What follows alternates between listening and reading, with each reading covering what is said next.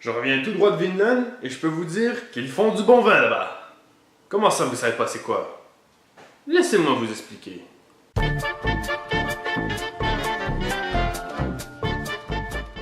Si vous pensez que c'est les Espagnols qui ont découvert l'Amérique en premier, vous vous trompez. Un viking du nom de Leif Erikson l'a découvert avant eux. Mais qui est ce fameux Leif Erikson? Leif Erikson serait né en 970, en Islande. Il est l'un des 3 fils de Éric le Rouge. En 985, il aurait déménagé au Groenland avec ses parents. Bon, déjà qu'il vivait en Islande et qu'il faisait déjà très froid, il est monté au Groenland, là où il fait encore plus froid. On peut dire qu'il n'avait pas froid aux yeux, hein? Après avoir entendu parler d'histoires de terre au-delà du Groenland, Leif Erikson décide de monter une expédition de 35 hommes pour partir vers l'inconnu.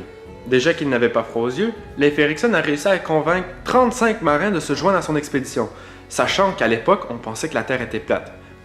Ces Vikings avaient vraiment beaucoup de courage. Ils seraient alors arrivés sur l'île de Baffin, qu'ils auraient nommée Helluland, pays de la pierre plate. Ils ont exploré les rives du nord du Québec, qu'ils ont nommé Markland, pays des forêts. Leur dernier arrêt a eu lieu à Terre-Neuve, qu'ils ont nommé Vinland, terre du vin, car ils ont trouvé des raisins en quantité. Leif et son équipage décidèrent de fonder une colonie au nord de Vinland.